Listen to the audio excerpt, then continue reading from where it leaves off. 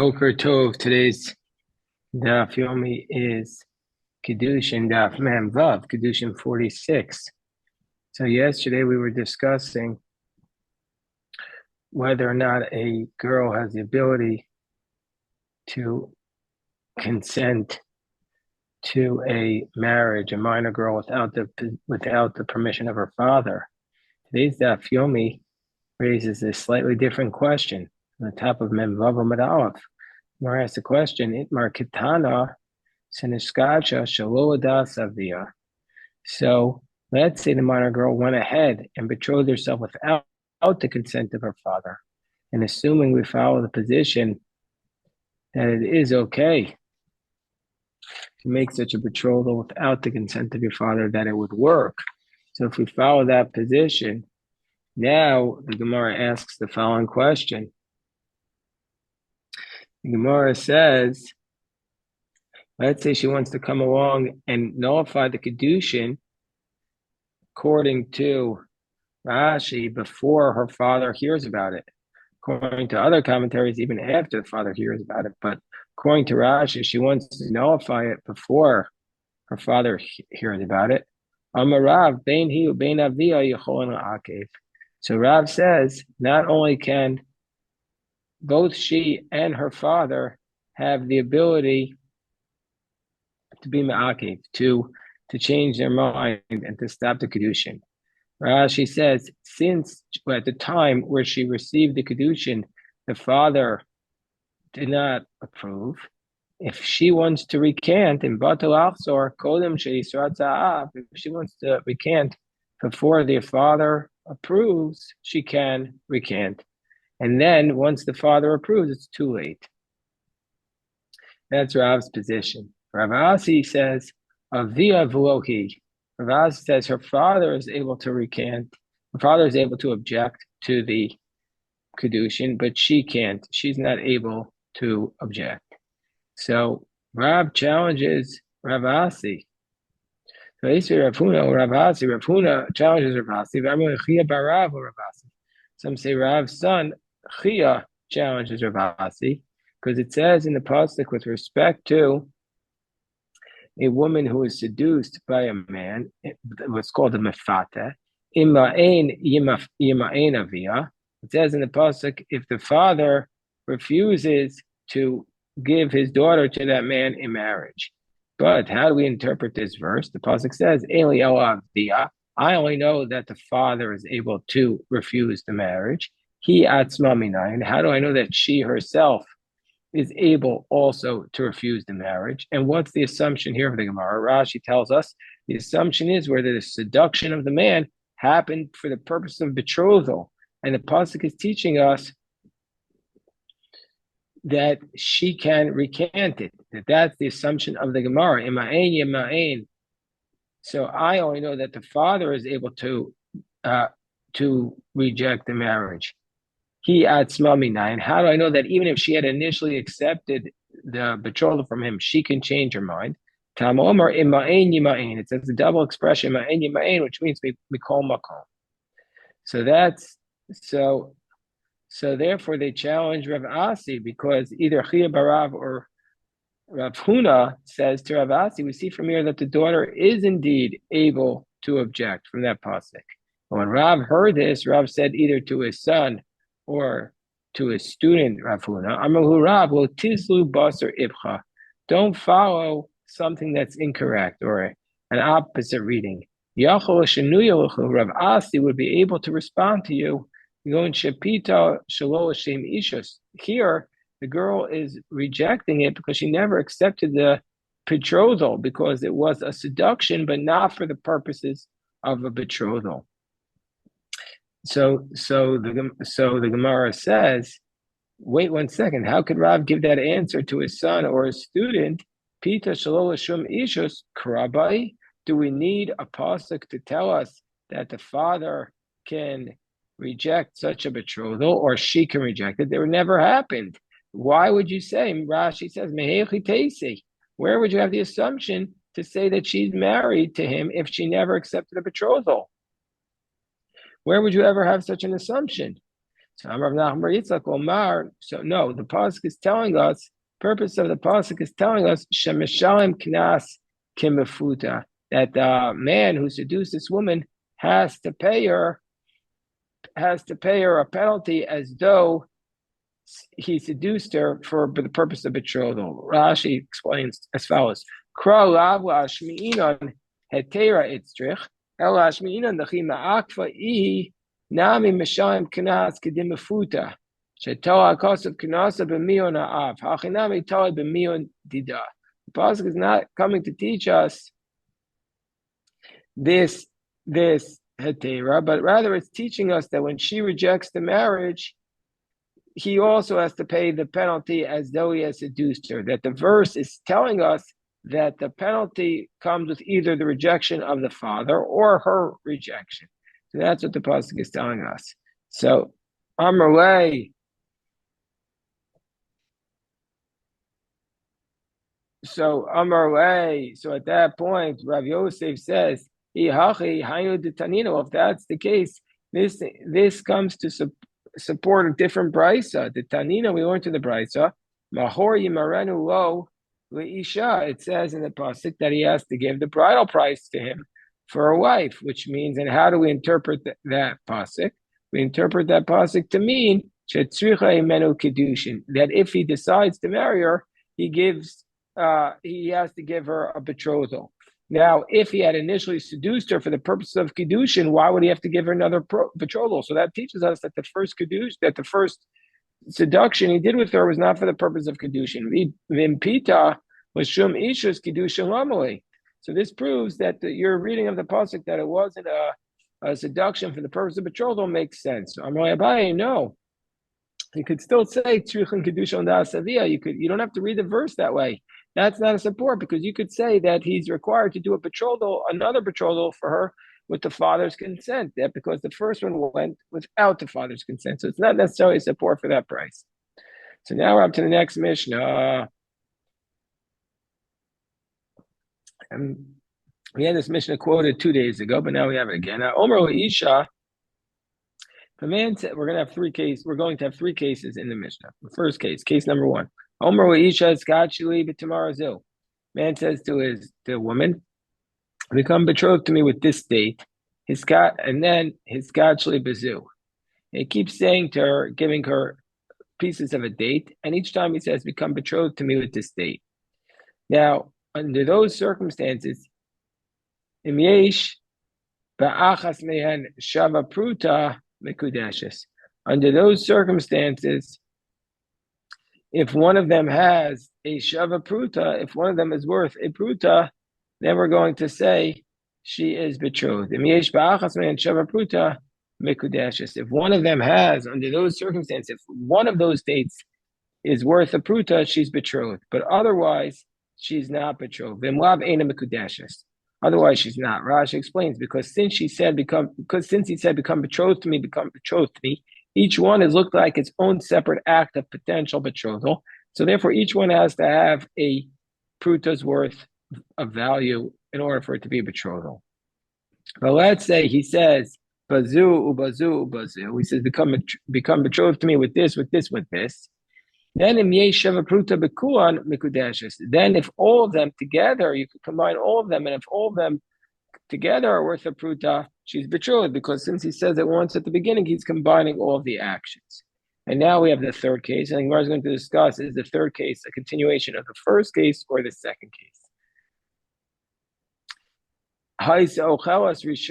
Rishona. Let's say he's giving her the dates, and while he's giving her the dates, she's eating them. Then Eina Mekudeshes ad she'eva achas meyan shava pruta. She's not going to be betrothed unless one of them on their own is worth a pruta.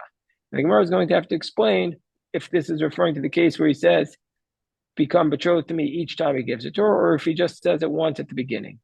So the Gemara says, Mantani, first of all, the Gemara says, who is the author of our Mishnah who says that you have to say betrothed each time, or else we don't look at it as connected? This is Mantana Iskachi, that you have to say, become betrothed to me with this, become betrothed to me with this. And then they're all separate acts. Amarabba, that's Rabbi Shimon.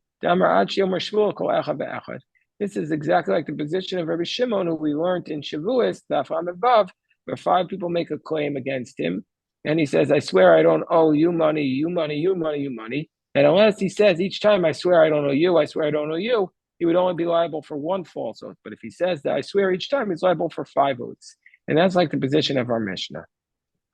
So now we go to the third case. The third case asks the Gemara.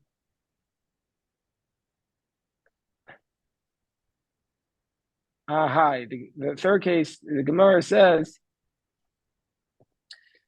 so the third case is referring to whom? If you're saying the third case is referring back to the first case, meaning the case where she eats the dates. So if we say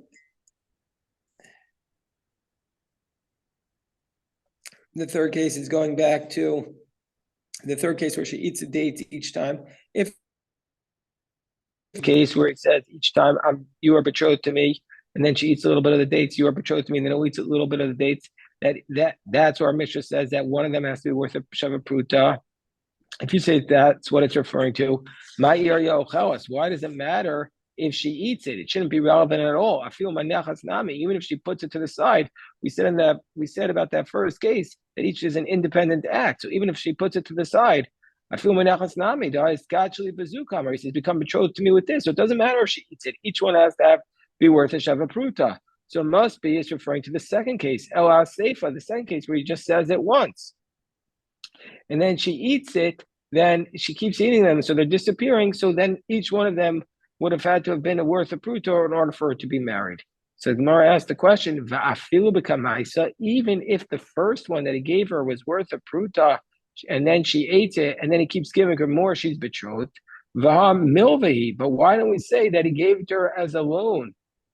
Rashi explains, really we're going to get to this tomorrow's daf, but Rashi explains, Kiven the Kiddushin lo nigmaru kablam kuan, because since his assumption is that the betrothal is contingent upon him giving him all of those dates, vihi kvar achas arishonim, she ate the earlier ones before he finished the act of betrothal, then this is havizu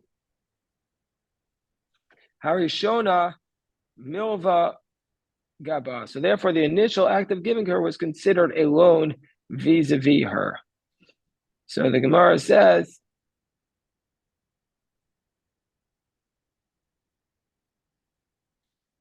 so therefore we're asking the question, why is the first one, if the first one has a shava pruta, why is that considered to be a valid betrothal? It's just considered a loan, and we know you can't betroth somebody with a loan. So therefore, Rabbi Yochanan explains, Hare Shochan, Vare Basar, Vare Sakin, we have the table, we have the meat, we have the knife, we don't have a mouth to eat it. Meaning, say we're missing the main idea. This is what a life is without Torah. Life without Torah is you have a table, you have the meat, you have the knife, but we don't have a mouth to eat it. We're missing the proper understanding of life. We're missing the proper understanding of the Torah. We're missing the main idea. So therefore, Rav Shmuel Amri Travayu, that Rav and Shmuel explain our Mishnah that this third case is referring back to the Reisha, Olam HaReisha, Lomi Baye, and it's a Lomi Baye Mishnah, meaning it's a Lomi Baye not only in a case where Manachas, where he gives her the date, and he says, you're betrothed to me. You're betrothed to me. Di'ika shava pruta. Then if each independent gift of a date is worth a pruta, she's betrothed in ilolo. But also in a case where she's eating it, she's also not betrothed under that circumstance unless it is worth a pruta, because whole mikrava hanaya. So you might have thought, well, since she gets immediate benefit, Ima Gamra Umiknaya Nafsha, you might have thought she decided to acquire it right away. Kamash one, so we do not say that. We don't say that each one still has to be worth a pruta. So that's what Rav and Shmuel say. It goes back to the first case. Rabbi Ami says, Olam Aseifa. Rabbi Ami says, no, actually, we're referring to the last clause, that the third case of the Mishnah where she's eating the dates, is referring back to the case where he only says once at the beginning, you're betrothed to me. What does it mean until one of them is worth a pruta? Why don't we combine them? So what does it mean? It means meaning he's not betrothing her with the first one, because that's a loan. It means unless the last one is worth a pruta, she's not going to be betrothed to him. So we learn from here, so it says Rava, Shmami Nami Rabbi Ami Talas. We learn from Rava three things. What are the three things we learned from Rava? We learned from Rava, Shmamina Mekadesh B'Milva Eina Mekadesh, from the fact that the third one has to be worth a pruta, the third piece of a date. That means the first two are not worth. He can't betroth her with them because they're loans. And so therefore we learn from here the concept, if you betroth somebody with a loan, it's not a valid betrothal. And Shmamina Amekadesh B'Milva Upruta, and we also learn that if you betroth her with a loan and a pruta, means say I'm forgiving you a loan that I lent you out, and I'm also giving you a pruta, daita pruta, that her intent is on the pruta. That and from the fact that we say that it's on the last one and not the earlier ones, we see that the actual act of the betrothal is the last one and not the loan. And also ushmamina, we get to the third point, most ba'al machozrim, that we learn from here also that money that was not going to be effective for a betrothal, that you betrothed a woman with money, but it was not effective. We don't say that the money is a gift, but we say it's a deposit and it goes back to the man who gave it to her. And so therefore, that's why we say that the first one is called a loan, because otherwise we would say it's a gift, and she would have to give it back. So now the Gemara says on the top of Mem Vav Amud Beis, on top of 46b, Gemara explains Itmar Hamakadesh Achoso. So if somebody betroths a sister, Rav Amar Moos Chozrim, that you can't betroth your sister, obviously. So then we're going to follow this position that we just learned that Rava said in the name of Rabbi Ami, that following Rabbi Ami's teaching, that Rava said that the money goes back. So Rav says, Moos Chozrim, the money goes back. Shmuel says, no, the money, if you betroth your sister, doesn't go back, it's a gift. Moos Matana. Rav Amar Moos Chozrim. Rav says the money is going to go back. Why? Because Adam Yodeash Ein Kiddushin Tovsin Bachoso. Because a man knows that the betrothal money does not take effect in his sister, and so therefore he knows he can't marry his sister. So why is he giving her the money? He's giving her the money as a deposit, and so therefore the money is going to go back, because it's clearly not a gift. He's giving it to her as a deposit. So the Gemara says, so then why doesn't he say to her, I'm giving it to you as a deposit? So the Gemara says, the husband doesn't want to do that because Savar will makabla. He thinks that if he says, I'm giving it to her as a deposit, she won't take it. She won't want to assume the responsibility. So he says, I'm giving it to you as a betrothal. Shmuel says, Savar Maos Matana, if a man tries to betroth his sister with money, the money is a gift. Why? Adam Yodeash Ein Kiddushin Tovsin Bachoso. So because the man knows he can't really marry his sister. The Gamar V'Nasa Shematana, and so therefore he gives it to her as a gift. Because he knows that he can't betroth his sister, he decides to give it to her as a gift. So the Gemara explains, the name was Shematana. Why doesn't he say, I'm giving it to you as a gift? Savar Kasifala Milsa. He thinks that she'd be embarrassed to accept a gift, so he gives it to her as a betrothal. So we see from here, there's a dispute. If you give somebody the money, and if he gives her the money to be married to his sister, Rav says it's a deposit and she'd have to give it back, and Shmuel says it's a gift. So Masa Ravina challenges the position of Shmuel, who says that under these circumstances the money is a gift, because we have the following case: Amafresh chalaso kemach. So you have to take chala, means to say that you have to take a portion of either the dough or the baked bread and give it to the Kohen. But let's say the person separates the challah while it's still in its flour, meaning he separates it too early or she separates it too early. Amafresh chalaso kemach, gives it to the Kohen. Eino challah. That's not going to be considered like challah because you gave it off too early. V'gezel biyad kohen, and it's considered theft in the hands of the kohen. And the Gemara asks, Amai, why is this going to be considered like it's theft in the hands of the Kohen? Amai gezel biyad kohen. Why don't we say Nema Adam Yodea Shema Frishim Chala Kema? Why don't we say like Shmuel said? Isn't this a question on Shmuel? Why don't we say a person knows that you can't take challah from the flour?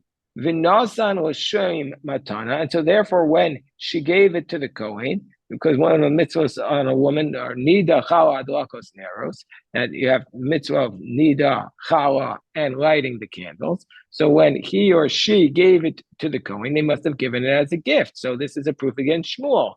Gemara says no, that case is different. The reason why Shmuel would explain why that case it's going to be considered theft in the hand of the Kohen is because the nafak chorbamine. Because if we don't say that it's theft and the Kohen has to return it, is because otherwise a terrible thing could happen. Because zimnin the Israel Kohen pachos mechamesh revaim kemach. So sometimes the Kohen will have a little bit less than the amount required of chalav, less than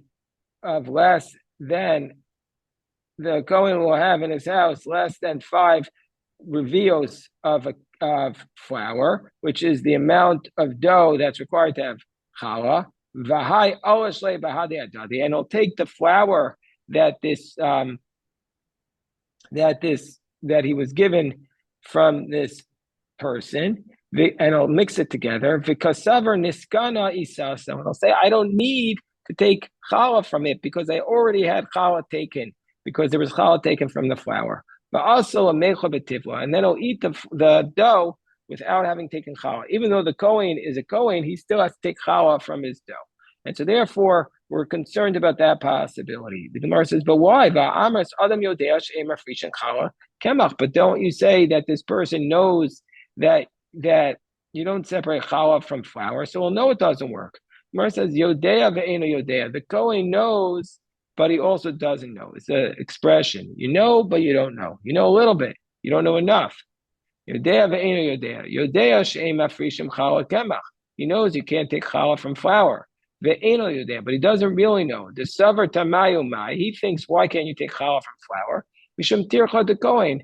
He says, you might think because it's just a pain in the neck for the Kohen, because he has to take the flour and turn it into dough and then turn it into bread. Give me the dough or the bread.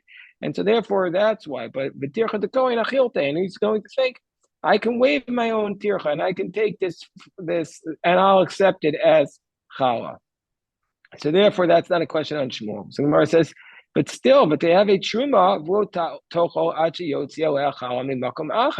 So why is it considered theft in the hands of the Kohen? Let it be considered truma, and he still can't eat it until he separates challah on it from another place. Why don't you say he gave it to him, and it's going to be in his possession, and it'll be considered challah, but he has to fix it. Why is it considered theft?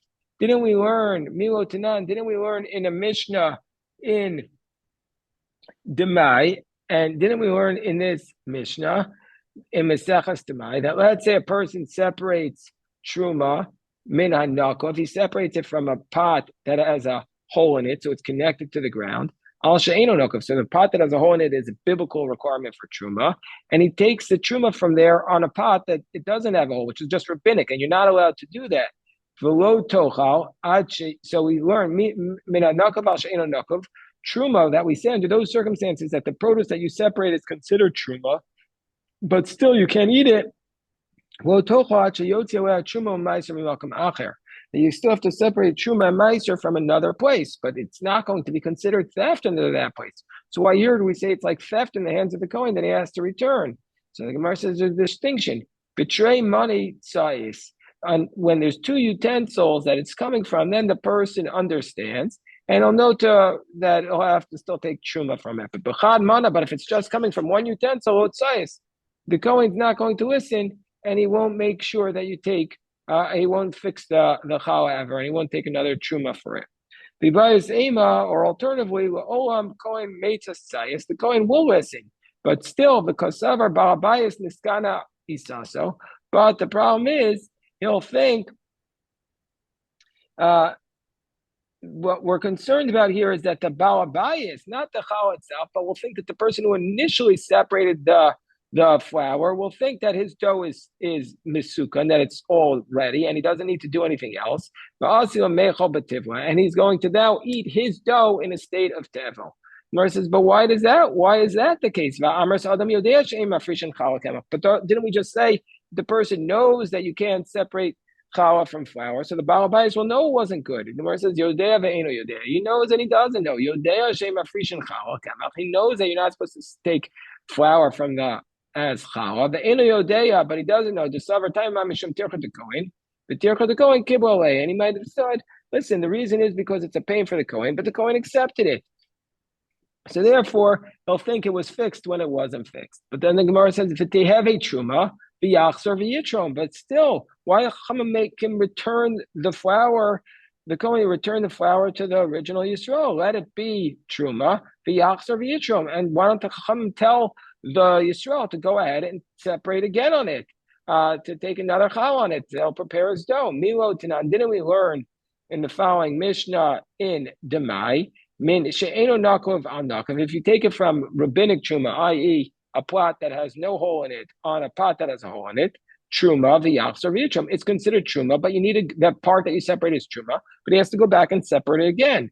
So Gemara says, yeah, when do we say that? How kimna betray money tzayis? That's we've already established that that's when there's two utensils, the person will listen. But b'chad mana lo tzayis. But when there's only one utensil, we're going to say he's not going to do it again. He's not going to listen. And so therefore the Kohen said, they said that he has to return the flour to the Jew. Gemara says, V'lo tzayis, why wouldn't he listen? But didn't we learn in the Mishnah in Trumos, Atorim Kishu? So let's say somebody takes truma from like squash, v'nimtza mara, and he found that it was bad, or avatiach, or a different in modern Hebrew it's a watermelon, v'nimtza seruch, he finds it's rotten. We're going to say truma v'yachzor v'yitrom. It's considered truma, but he has to go back and take it again. So why don't we say that here? That we'll keep this as truma with the Kohen, but to make the Yisrael take another truma on it.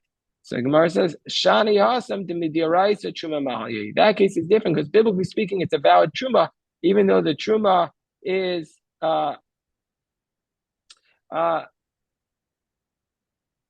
even though the truma was bad there. Even though the truma was bad there, we're still going to say, biblically speaking, it's a valid truma. How do you know if you separate truma from fruits that are bad and you separate it on fruits that are good, that it's considered a valid truma, but really you shouldn't do it? Truma, so truma, it's a valid truma. It says, but that you should not have a sin when you separate your truma, meaning to say, if it's not holy, then why is it considered a sin? See from here that if you separate from a bad piece of food the truma for a good piece of food, that it's going to be considered a valid truma, but yet you shouldn't do it. And so that's the reason why we say that flour is going to be considered gezel in the hands of the Kohen, and he has to return it. A big shikoyach to everyone.